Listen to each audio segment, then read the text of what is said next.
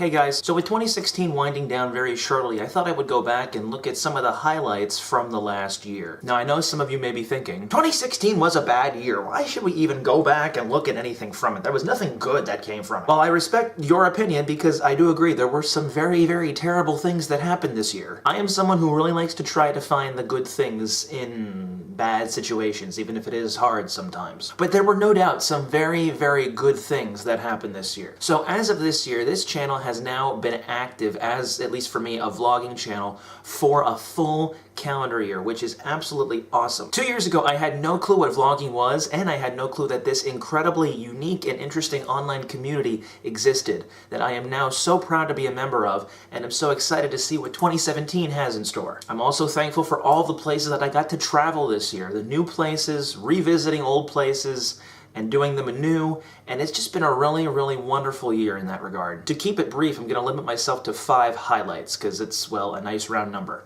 So here we go. First off, I need to say that my retreat experience down in Georgia back over the 4th of July was one very unique experience. I got to chaperone some amazing young men and women, all of whom have now made a lasting impression on me, both positive and not so positively. Now I say that with a caveat, there is a little brief story that I want to share with you. So some of the boys found it hysterical to put a bag of pretzels in my bed, in my suitcase, in my clothing, and it got to the point where they did it upwards of, I don't know, a dozen times, that I finally just threw the bag out, and then, on the way home, I managed to find it shoved in my camera bag. And for some reason, decided to keep it. You can look for this bag to make cameos in all future videos from this point forward. You might need to look hard because it might be hard to find. I'm talking to you guys, yeah, you know who you are. The second thing was getting the chance to see 2 amazing steam locomotives running in Virginia and Colorado. In June, when I went back to Hershey for Bob's Walk, I also got the opportunity to go down to Virginia and see this amazing steam locomotive, the Norfolk and Western 611. I had seen it last year, but this year I put a lot more effort into planning the trip and it turned out amazing. Then in July, when I was out in Colorado visiting Eric, I got to see this amazing steam locomotive, the Union Pacific 844. This was the first time the engine was running after a 3-year hiatus for a rebuild. This is also the first time I got the chance to see a Union Pacific steam locomotive, which has been a goal of mine since, I don't know, I started taking pictures 11 years ago. The video that I took of these 2 steam locomotives will go up on my Railroad channel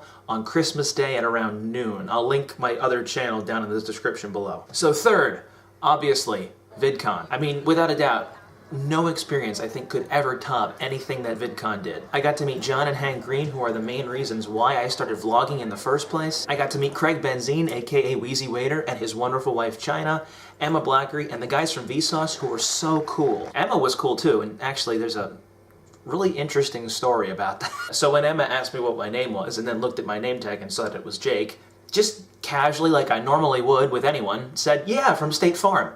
And she thought I was serious. Never did it cross my mind that she would not get that reference because she doesn't live in America. So therefore, I kind of made her feel just a little bit awkward. So I told her there's a bunch of videos about it, just go look them up on YouTube, you can find them.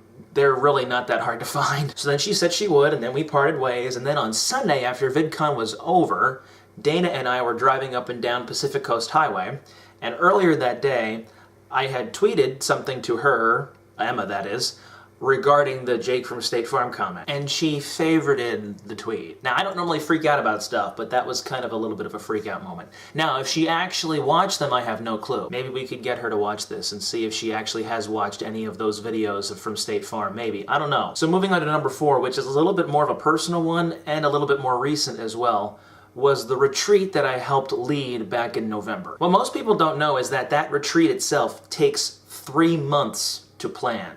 The team that I was on had been meeting since August for the retreat that happened in November. And this was the first time that I was ever involved in anything of this caliber from any church that I've ever been a part of. It was definitely an experience that helped me grow spiritually, and it was such a powerful retreat, more powerful than the one that I went on last year. I can't think of any other time in my past that can match this experience. And finally, number 5 is my trip to Wisconsin back in March. I haven't talked about this trip much, because it's one that I wish I could forget. So for spring break, which for me was the week right after Easter, I drove out to Milwaukee, stayed there for a little bit, then I went up north to a town called Fond du Lac, stayed there for a little bit, and then went west to La Crosse, eventually coming back to Toledo at the end of the week. During my time there, I had one really nice day, which was actually the first full day I was there. The rest of it was a crapshoot, capped off by rain, wind, cold, a little bit of snow. On my last day there, I got caught in this massive snow squall outside of La Crosse where I could not even see 5 feet in front of the car, and it was April by that time. And the same thing happened on my way home outside Chicago. It was like nice blue sky, and then snow squall, and then nice blue sky, and then massive snow blizzard again. In my mind, this trip was a complete bust. I took video and pictures, but I really haven't looked at them because every time I see pictures or video that I took from there, I think, oh, that trip. Even when I tried to enjoy myself, it was really hard. So I just decided to chalk it up as a learning experience. I do want to go back, I just won't go back at the end of the March, when even though the calendar does say spring, Mother Nature could still say, nope. I hope you enjoyed this look back at 2016. For me, it's been a good year.